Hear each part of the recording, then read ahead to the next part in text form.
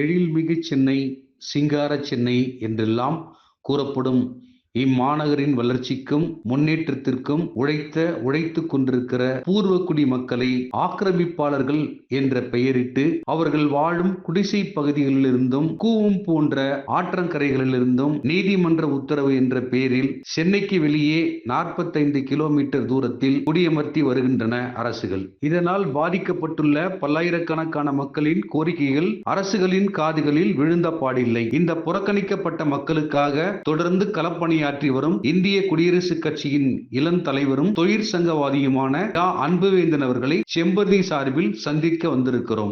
வணக்கம் சார். சென்னையின் பூர்வக்குடி மக்கள் எதிர்கொள்ளும் பிரச்சனைகள் குறித்தும் அவர்களை பாதுகாக்க தாங்கள் மேற்கொண்டுள்ள நடவடிக்கைகள் குறித்தும் சொல்லுங்க. அனைவருக்கும் வணக்கம். சென்னை பூர்வக்குடி மக்களை தமிழக அரசு வளர்ச்சி திட்டங்கள் என்கிற பெயராலே தொடர்ந்து அவர்களை அகற்றி வருகிறார்கள். அப்படி அகற்றும் போது அவர்கள் சொல்லுகிற காரணம், வெள்ளத்தால் இந்த மக்கள் பாதிக்கப்படுகிறார்கள், வளர்ச்சி திட்டங்களை செய்வதற்கு அரசு நிலங்களை ஆக்கிரமித்திருக்கிறார்கள், கூவம் ஆற்றின் ஓரங்களில் வசிக்கிறவர்கள் கூவம் ஆற்றை ஆக்கிரமித்து குடியிருந்து வருகிறார்கள் என்றெல்லாம் அரசு காரணம் சொல்லுகிறது. நான் அரசுக்கு கேள்வியை என்ன கேட்கிறேன் என்று சொன்னால், கூவம் ஆற்றை ஆக்கிரமித்து இந்த மக்கள் வசிக்கிறார்கள் என்று சொன்னால் அந்த குடியிருப்புக்கு மின்சார வசதியை செய்து கொடுத்தது யார்? அந்த குடியிருப்பு பகுதியில் வசிக்கிற அந்த பூர்வகுடி மக்களுக்கு வாக்காளர் அட்டை கொடுத்தது யார்? குடும்ப அட்டை கொடுத்தது யார்? இதெல்லாம் யார் கொடுத்தது? அப்போது அவர்கள் அங்கே கொடுக்கும்போது இவர்கள் ஆக்கிரமிப்பில் இருக்கிறார்களா, எந்த நிலத்தில் இருக்கிறார்கள் என்று இந்த அரசுக்கும் அரசு அதிகாரிகளுக்கும் தெரியாதா? அப்போ யார் குற்றவாளி? இவர்கள் குற்றவாளியா? சரி, இதை பற்றி எங்களுடைய கட்சியின் சார்பில், இந்திய குடியரசுக் கட்சியின் சார்பில் கடந்த 2009 முதல் தொடர்ந்து போராடி வருகிறோம். ஏனென்று சொன்னால், முதலில் டாக்டர் கலைஞர் அவர்கள் முதலமைச்சராக இருந்தபோது 2010ஆம் ஆண்டு ஒரு அடிக்கல் நாட்டு விழா நடந்தது.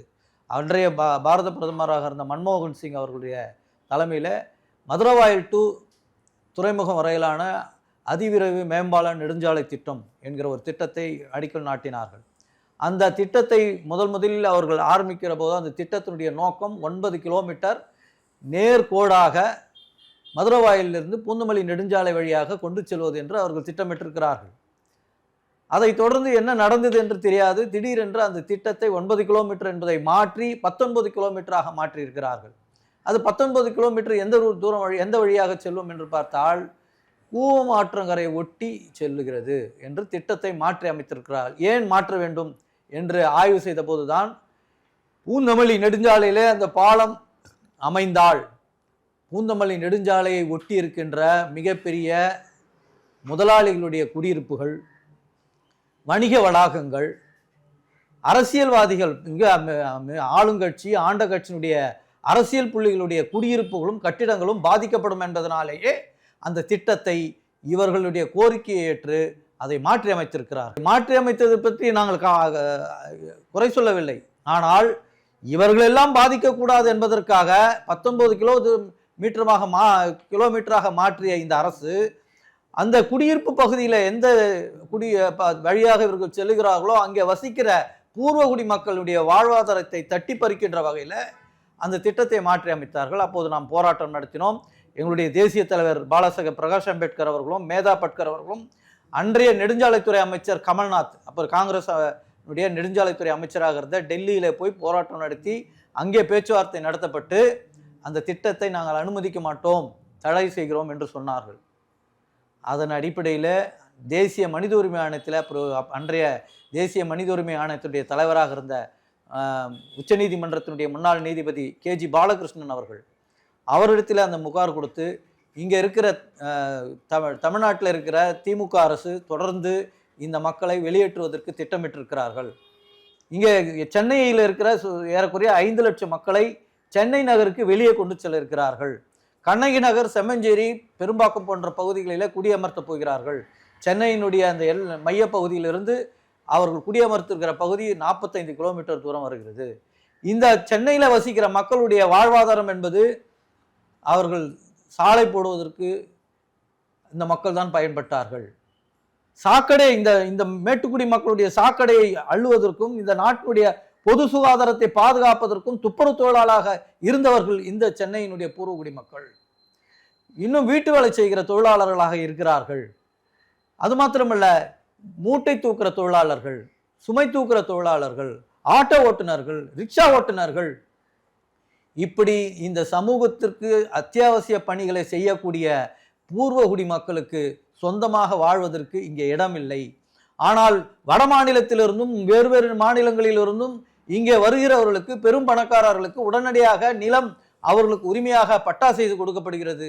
ஆனால் இந்த நகரினுடைய வளர்ச்சிக்காக உழைத்தவர்கள், சாலை போட்டவர்கள் இவர்கள் தான். மேடுகளையும் பள்ளங்களையும் சரி செய்து இந்த நகரை உருவாக்கியவர்கள் இவர்கள் தான். இங்கே சென்னையில் இருக்கிற உயரமான கட்டிடங்களை கட்டுவதற்கு கட்டுமான தொழிலாளர்களாக இருந்தவர்கள் இந்த பூர்வகுடி மக்கள் தான்.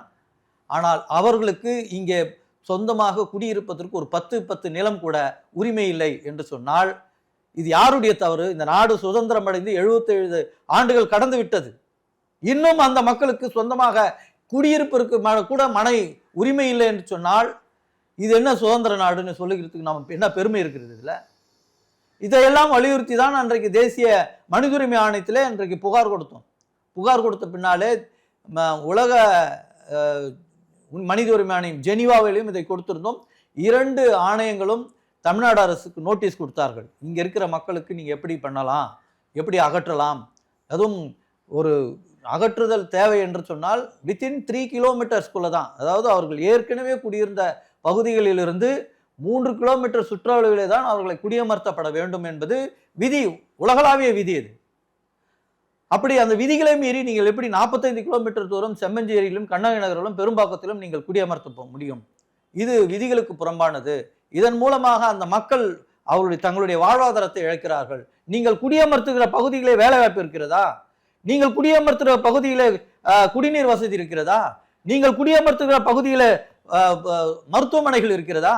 நீங்கள் குடியமர்த்துகிற பகுதிகளில போதுமான கல்லூரிகள் இருக்கிறதா? வேலை வாய்ப்பு இருக்கிறதா? எதுவுமே கிடையாது. காட்டு பகுதியில போய் அவர்களை குடியமர்த்துகிறீர்கள். அப்போ அங்க இருக்கிற மக்கள் எங்கே போய் அவர்கள் தங்களுடைய பசியை போக்கிக் கொள்வார்கள்? எப்படி சாப்பிட முடியும்? எப்படி வேலைக்கு போக முடியும்? ஆனால் இப்படி குடியமர்த்த பின்னாலும் கூட அங்கே இருந்து வந்து சென்னையில வாரம் முழுக்க இங்கே சென்னையில பிளாட்பாரங்களில் தங்கி வேலை செய்கிறார்கள். வாரத்திலே ஒரு முறை தான் அந்த குடும்பத்தோடு சேர்க்கிற அவலம் இங்க இருக்கிறது. இது சென்னையின் பெரிய பெருமை பேசிக் கொண்டிருக்கோம். உலகம் போற்றக்கூடிய ஒரு நகராக மாறி இருக்குது என்று பெருமை பேசிக் கொண்டிருக்கிறோம். ஆனால் இந்த மக்களுடைய அவலம் மிக மோசமானது. இப்போது அங்கு குடியமர்த்தப்பட்ட பகுதிகளில் போதுமான சாக்கடை திட்டம் கூட ஒழுங்காக இல்லை. என்ன காரணம் சொன்னார்கள்? கூவ மாற்றங்கரையில் இருக்கிறவர்களுக்கெல்லாம் வெள்ளம் வந்தால் இவர்கள் தான் அதற்கு காரணம், நீர்வழி பாதையை மறித்து குடியிருக்கிறார்கள் என்று சொன்னார்கள். இது உண்மையா என்று நிரூபிக்க முடியுமா? நான் நேரடியாக விவாதத்துக்கு நாங்கள் ஆதாரத்தோடு வருகிறேன். எதற்கும் தயாரில்லை. ஒரு உதாரணத்தை சொல்லுகிறேன். இப்போது ஒரு வழக்கு நம்முடைய அமிஞ்சக்கரை பகுதியில் கஜலட்சுமி காலனி, கதிரவன் காலனி, பாரதிபுரம், திருவதி அம்மன் கோயில் தெரு, இந்த பகுதிகளைச் சேர்ந்த மக்களுக்கு அங்கே வீட்டுமனை பட்டா ஒதுக்கீடு செய்யப்பட்டிருக்கிறது. யார் கொடுத்தார்கள்? தமிழ்நாடு குடிசை மாற்று வாரியம் என்று சொல்லப்பட்ட, இப்போது பெயர் மாற்றிருக்கிற நகர்ப்புற வாழ்விட மேம்பாட்டு வாரியம். இந்த வாரியத்தால் அங்க இருக்கிற மக்களுக்கு நிலங்களை அளந்து ஒதுக்கீடு ஆணை கொடுத்திருக்கிறார்கள். ஒதுக்கீடு ஆணை கொடுத்த பின்னால் அவர்களுக்கு அந்த நிலத்துக்கான கிரயத்தொகை என்று கட்டணத்தை நிர்ணயம் செய்து ஒவ்வொரு மாதத்திலும் தவணையாக முழுமையாக அந்த நிலத்தினுடைய மதிப்பீட்டு அளவு தொகையை வசூலித்திருக்கிறார்கள். வசூலித்து விட்ட பின்னால் அந்த நகர்ப்புற வாரியத்தினுடைய சட்ட விதிகளின்படி முழுமையான கிரயத்தொகையை கட்டியவர்களுக்கு சேல் டீட் வழங்கணும், விற்பனை பத்திரம் வழங்கணும். ஏன் வழங்கவில்லை? முழுமையான கட்டணத்தொகை யாராக இருந்தாலும் ஒரு ரியல் எஸ்டேட் பிஸ்னஸ் பண்ணுறவங்க கூட அவர்கள் அந்த வீட்டுமனை தொகைக்கு முழுமையாக பணத்தை கொடுத்துட்டா அவனுக்கு ரெஜிஸ்டர் பண்ணி கொடுக்கணும். அதான ஒரு ரூலு.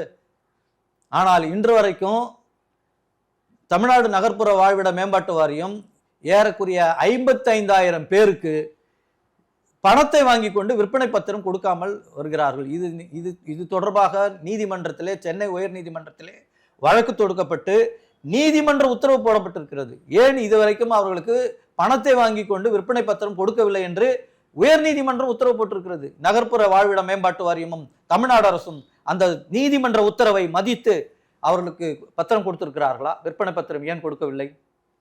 இன்றைக்கு அனகாபுத்தூரில் போய் நீதிமன்ற உத்தரவை காண்பித்து அங்க இருக்கிற நூற்றுக்கணக்கான ஆயிரக்கணக்கான குடும்பங்களை அகற்றி இன்னும் அவர்களெல்லாம் ஏதோ பாகிஸ்தானில் இருந்தும் வெளிநாடுகளில் இருந்தும் உள்ளே நுழைந்து விட்டதை போல அவர்களுக்கு பேசுவதற்கு கூட உரிமை இல்லாமல், அவர்களுக்கு எந்த விதமான வாய்ப்பும் வழங்காமல்,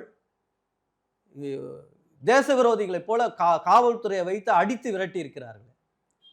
இது என்ன போர் நகரமா? போர். இன்றைக்கு நம்முடைய முதலமைச்சர் கூட சொல்லியிருக்கிறார், போர் தேவையில்லை, அமைதியாக வேண்டும் என்று. ஆனால் இந்த உள்நாட்டு மக்கள், உள்ளூர் மக்கள், பூர்வகுடி மக்கள் வசிப்பதற்கு இங்கே அனுமதி மறுக்கப்படுகிறது. இதே காலகட்டத்தில் அந்த பகுதியில், நீங்க அனகாபுத்தூர் பகுதியிலே போன்ற காசா கிராண்ட் போன்றவர்கள், ஜி ஸ்கொயர் போன்ற நிறுவனங்கள், இவர்களுக்கெல்லாம் எப்படி நிலம் கிடைக்கிறது?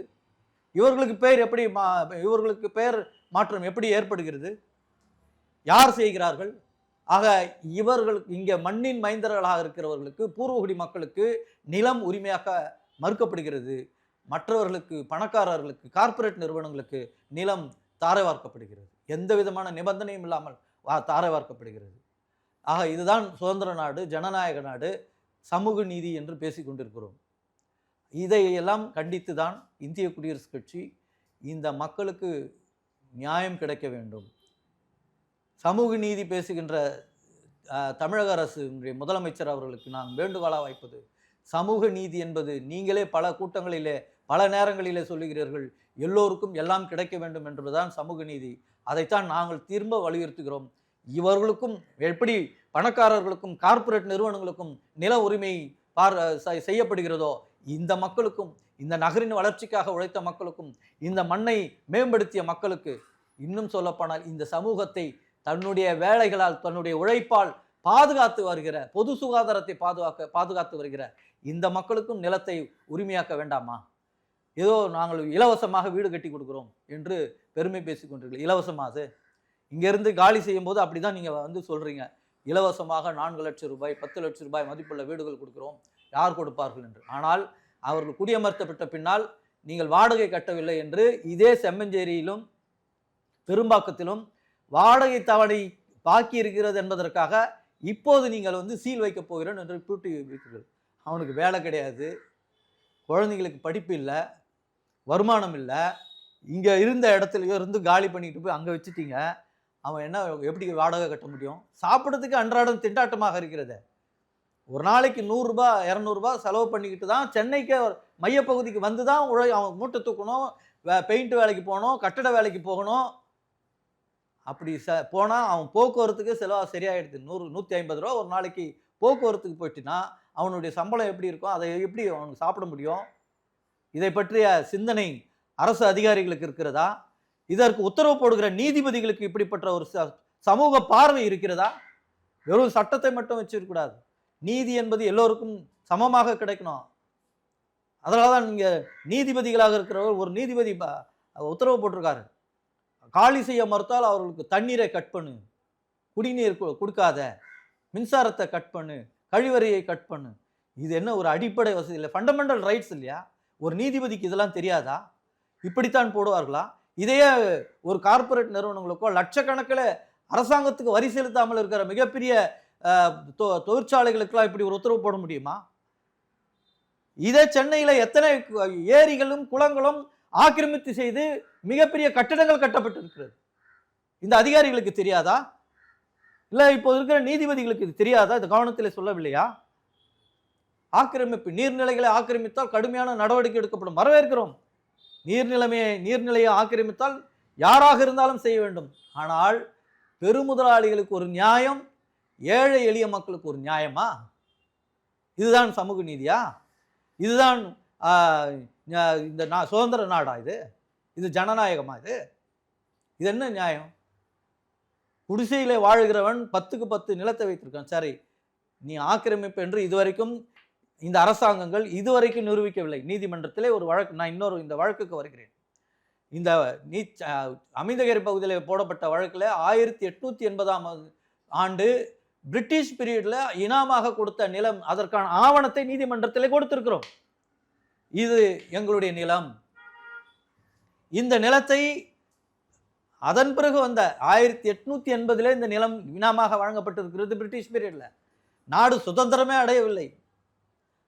சுதந்திரம் அடைந்த பின்னால் இந்த நிலம் அந்த பெயரில் இப்போது தமிழ்நாடு நகர்ப்புற வாழ்விட மேம்பாட்டு வாரியம் எதிலே சேர்த்திருக்கிறது? சென்னை மாநகராட்சிக்கு உரிமையான நிலம் என்று குறிப்பிட்டிருக்கிறார்கள். எப்படி மாறியது? எப்போது மாற்றப்பட்டது? யாரால் மாற்றப்பட்டது? இதுக்கு எந்த கேள்விகளுக்கு எந்த பதிலும் கிடையாது. ஏனென்று சொன்னால் இந்த சென்னை மாநகராட்சிக்கு உரிமையான நிலம் என்று சொல்லப்பட்ட அத்தனை நிலங்களும் தமிழ்நாடு குடிசை மாற்று வாரியத்தால் கட்டிடங்கள் கட்டப்பட்டு விற்பனை செய்யப்பட்டிருக்கிறது. இதையெல்லாம் ஆய்வு செய்து தகவல் அறிவு உரிமை சட்டத்தில் போய் பழைய ஆவணங்கள் எல்லாம் எடுத்து பார்த்தால் இது பூர்வகுடி மக்களின் பஞ்சமி நிலங்களாக இருந்திருக்கிறது. இந்த நிலங்களை ஆக்கிரமித்தவர்களை உடனடியாக அகற்ற வேண்டும் என்று இதே நீதிமன்றம் உத்தரவு போட்டிருக்கிறது. உச்ச நீதிமன்றம் உத்தரவு போட்டிருக்கிறது.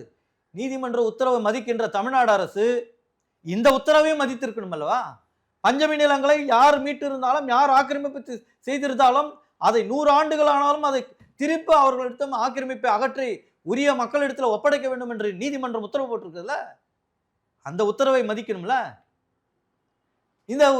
இந்த உத்தரவை மீறி இருக்கிறார்கள் என்பது நீதிமன்றத்துக்கு தெரியுமா தெரியாதா? நாங்கள் அந்த எங்களுடைய பிரேயர் பெட்டிஷன்ல அதை சொல்லியிருக்கிறோம்ல. இன்று வரை நாங்கள் கொடுத்த ஆவணத்திற்கு தமிழ்நாடு அரசின் சார்பில் பொதுப்பணித்துறை, சென்னை மாநகராட்சி, மாவட்ட நிர்வாகம், இதுவரைக்கும் ரெவென்யூ டிபார்ட்மெண்ட் இதுவரைக்கும் மாற்று ஆவணங்கள் சமர்ப்பிக்கவில்லை. அமைந்தகரையில் ஒட்டி இருக்கிற பகுதியில் இருக்கிறவர்கள் அத்தனை பேரும் ஆக்கிரமிப்பாளர் என்பதற்கான எந்த ஆதாரமும் கிடையாது. நீதிமன்றம் ஒரு அட்வொகேட் கமிஷன் போட்டது, அவரும் ஆய்வு பண்ணார். ஆவணங்களை எடுத்து வாருங்கள் என்று பலமுறை அரசு அதிகாரிகளுக்கு உத்தரவு போட்டும் கிட்டத்தட்ட 4 ஆண்டுகள் இந்த வழக்கு தொடர்ந்து நடந்து கொண்டிருக்கிறது. இதுவரைக்கும் தமிழ்நாடு அரசின் சார்பில் இந்த நிலம் இன்னாருக்கு சொந்தம் என்று எந்த ஆதாரத்தையும் நீதிமன்றத்திலே வழங்கவில்லை.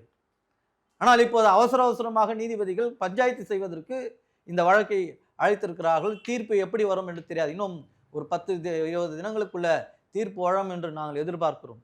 நாங்கள் கொடுத்த ஆவணத்திற்கு மாற்றாக இதுவரை கடைசி விவாதம் நீதிமன்றத்தில் நடந்தபோது கூட அதிகாரிகள் அந்த ஆவணத்தை, இது பொதுப்பணித்துறைக்கு சொந்தமான நிலம், மாநகராட்சிக்கு சொந்தமான நிலம், நகர்ப்புற வாழ்விட மேம்பாட்டுக்கு சொந்தமான நிலம் என்று இதுவரைக்கும் ஆவணம் சமர்ப்பிக்கப்படவில்லை.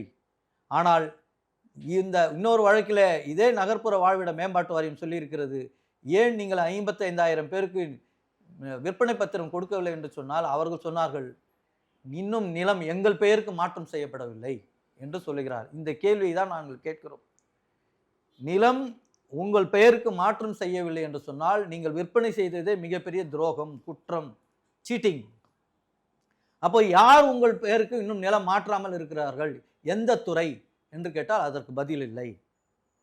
ஆக என்ன என்று சொன்னால், பஞ்சமி நிலமாக இருந்திருக்கும் பட்சத்தில் அந்த நிலத்தை வேறு யார் பெயருக்கும் சட்டப்பூர்வமாக பெயர் மாற்றம் செய்ய முடியாது. இதை மறைப்பதற்கு தான் அரசு அதிகாரிகள் பெயர் மாற்றம் செய்யவில்லை, பெயர் மாற்றம் செய்யலை என்று ஒரு பொத்தாம்பொதுவான ஒரு பதிலை சொல்லி ஆக்கிரமிப்பாளர் என்று சொல்லுகிறார்கள். நாங்கள் ஆக்கிரமிப்பாளர் என்பதற்கு என்ன ஆதாரம்? எந்த இதையும் கொடுக்கலையே நீங்க இது வரைக்கும். ஆக நீங்கள் அதிகாரத்தையும் காவல்துறையும் வைத்து அச்சுறுத்தி இங்க இருக்கிற மக்களை வெளியேற்றுவதுதான் உங்களுடைய நோக்கமாக இருக்கிறது. அப்படி வெளியேற்றப்பட்ட நிலத்தை பன்னாட்டு முதலாளிகளுக்கும் கார்ப்பரேட் நிறுவனங்களுக்கும் அடுக்குமாடி கட்டி விற்பனை செய்கிறவர்களுக்கும் நிலத்தை வழங்குகிறீர்கள். இதுதான் சமூக நீதியா என்று நான் கேட்க வேண்டிய அவசியம் இருக்கு. ஆக இப்படிப்பட்ட அக்கிரமங்களை, அநியாயங்களை தட்டி கேட்பதற்கு இங்கே யாரும் இல்லை. அதனால தான் பாபா சாஹேப் அம்பேத்கர் வழியிலே சென்று கொண்டிருக்கிற நாங்கள் இந்திய குடியரசுக் கட்சி இப்படிப்பட்ட ஒரு தீர்மானத்தை நாங்கள் கொண்டு வந்திருக்கிறோம். இதற்காக போராடுவோம். எங்களுடைய நிலம் என்பது எங்களுடைய உரிமை, இந்த மக்களுடைய உரிமை, இந்த மண்ணின் மைந்தர்களுக்கு சொந்தமான நிலம். ஆக இதை ஒருபோதும் யாருக்கும் விட்டுக் கொடுக்க முடியாது. இன்னைக்கு நாடு முழுவதும், உலகம் முழுவதும், இஸ்ரேலிலும் பாலஸ்தீனத்திலும் உக்ரைனிலும் நடக்கிற போர் எதற்காக? நிலம் சம்பந்தமான பிரச்சனை தான் இந்த உலக நாடுகள் முழுவதும் போர்கள் நடந்து கொண்டிருக்கிறது. ஆக இந்த மண்ணின் மைந்தர்கள் இன்றைக்கு இப்போது ஒரு போராட்டத்தை துவங்க வேண்டிய அவசியம், கட்டாயம், நிர்பந்தம் ஏற்பட்டிருக்கிறது என்பதை இந்திய குடியரசுக் கட்சி உணர்ந்திருக்கிறது. அதனாலே தான் இப்படிப்பட்ட ஒரு தீர்மானத்தை, முதல் கட்டமாக தீர்மானத்தை போட்டு சென்னையில் இருக்கிற குடியிருப்புதாரர்களை, மண்ணின் மைந்தர்களை, பூர்வகுடி மக்களை ஒருங்கிணைத்து அரசுக்கு ஒரு இறுதியாக ஒரு கோரிக்கை மனுவை நாங்கள் அளிக்கிறோம். நீதிமன்றம் உத்தரவு பெயராலே நீங்கள் எங்களை அகற்றக்கூடாது. 10 ஆண்டுகளுக்கு மேல் ஒரு ஆக்கிரமிப்பில் இருந்தால் அவர்களுக்கு பட்டா வழங்கலாம் என்று இதே திமுக அரசு ஒரு காலத்தில் அரசாணை போட்டது. ஏன் அந்த அரசாணை இவர்களுக்கு பொருந்தாது? ஏன் இந்த மக்களுக்கு பொருந்தாது? சென்னை நீங்களாக ஏன் போட்டீர்கள்? ஆக மற்றவர்களுக்கெல்லாம் ஒரு நியாயம், சென்னையின் பூர்வகுடி மக்களுக்கு இன்னொரு நியாயமா? இதை வலியுறுத்தி தான் நாங்கள் எங்களுடைய போராட்டத்தை துவங்கியிருக்கிறோம். அதே போல தான் சென்னையில் இதே கடந்த நீதிமன்ற வழக்கில் சொன்னபோது, இனிமேல் செம்மஞ்சேரியிலோ கண்ணகி நகரிலோ அடுக்குமாடிகளை நாங்கள் கட்ட மாட்டோம் என்று அஃபிடவிட் மூலமாக தெரிவித்தீர்கள். ஆனால் இன்றைக்கும் தொடர்ந்து பலாயிரக்கணக்கான வீடுகள் ஒரே இடத்துல கட்டி கொண்டிருக்கிறீர்கள். இதன் மூலம் அங்கே ஒரு மிகப்பெரிய ஸ்லம் உருவாக்கி கொண்டிருக்கிறீர்கள். உலகளாவிய சட்டமே என்ன சொல்லுகிறதுன்னு சொன்னால், ஒரே பகுதியில் பல்லாயிரக்கணக்கான மக்கள் வசித்தால் இது அரசுக்கே பிரச்சனை, பராமரிக்கிறதுல பிரச்சனை, போதுமான குடிநீர் வசதிகளை ஏற்படுத்துவதில் பிரச்சனை, பொது சுகாதாரத்தை பாதுகாப்பதில் பிரச்சனை, இது நடைமுறையில் இது சிக்கல் உருவாக்கும் என்று சொன்ன பிறகும் கூட இன்றைக்கும் தொடர்ந்து நீதிமன்ற உத்தரவுகளையும் மதிக்காமல், தேசிய மனித உரிமை ஆணைகளினுடைய உத்தரவையும் மதிக்காமல் அங்கே பெரும்பாக்கம் செம்மஞ்சேரியில் குடியிருப்புகளை தொடர்ந்து கட்டி கொண்டே இருக்கிறீர்கள். இது பின்னால் என்ன மாதிரியான நிலைமையை உருவாக்கும் என்பது தெரியாது. ஆகவே மீண்டும் சொல்கிறோம், இங்கே இருக்கிற மக்களை அதே இடத்திலே வசிக்க அவர் அனுமதித்து அவர்களுக்கு வீட்டுமனை பட்டா வழங்க வேண்டும். இப்போது கூட துணை முதலமைச்சராக இருக்கிற மாண்புமிகு உதயநிதி அவர்கள் சொன்னார்கள், நாங்கள் அனைவருக்கும் பட்டா கொடுக்க போகிறோம். இது சொன்ன அறிவிப்பாகவே இருக்கிறது, ஏன் இன்னும் வழங்கப்படவில்லை? இந்த சென்னையில் வசிக்கிற பூர்வகுடி மக்கள் அவர்கள் வாழ்விடத்திற்கு அந்த நிலங்களை சரி செய்து, வரன்முறை செய்து அவர்களுக்கு பட்டா வழங்க வேண்டும். அதைத் தொடர்ந்து அவர்கள் வளர்ச்சி திட்டங்கள்ங்கிற பெயரால் அவர்களை எந்த காரணத்தை கொண்டும் அகற்றக்கூடாது. பஞ்சமி நிலத்தில் எந்த திட்டமும் கொண்டு வரக்கூடாது என்று உச்சநீதிமன்றம் வரை தீர்ப்புகள் இருந்தும் நீங்கள் தொடர்ந்து இது போன்ற நிலங்களிலே தான் ஆக்கிரமிப்பு செய்து, இந்த அரும்பாக்கம் பகுதியிலும் கூட வீட்டு வசதி வாரியம் அந்த பஞ்சமி நிலத்தை ஆக்கிரமிப்பு செய்து வீடு கட்டியிருக்கிறீர்கள். இப்போது நாங்கள் இருக்கிற இந்த தாண்டவராயச்சத்திரம் பகுதி குடிசை மாற்று வாரியத்தால் ஒதுக்கீடு செய்யப்பட்ட பரமேஸ்வரன் நகர், அதுவும் பஞ்சமி நிலம் என்பது ஆதி திராவிடர் துறையால் வழங்கப்பட்ட பட்டா. ஆனால் அவர்களுக்கும் ஒதுக்கீடு ஆணை கொடுக்கப்பட்டிருக்கிறது, அவர்களுக்கும் பட்டா வழங்க மறுக்கிறீர்கள். அங்கே பக்கத்தில் இருக்கிற சாமிதாசுபுரம் என்ற பகுதியில் 100 ஆண்டுகளுக்கு மேல் வசிக்கிறார்கள். அவர்களுக்கு ஒரு தனியார் மருத்துவர் என்னுடைய நிலம் என்று சொன்னதனால் அதை பறித்து அவர்களுக்கு கொடுப்பதற்கு முயற்சி செய்கிறீர்கள்.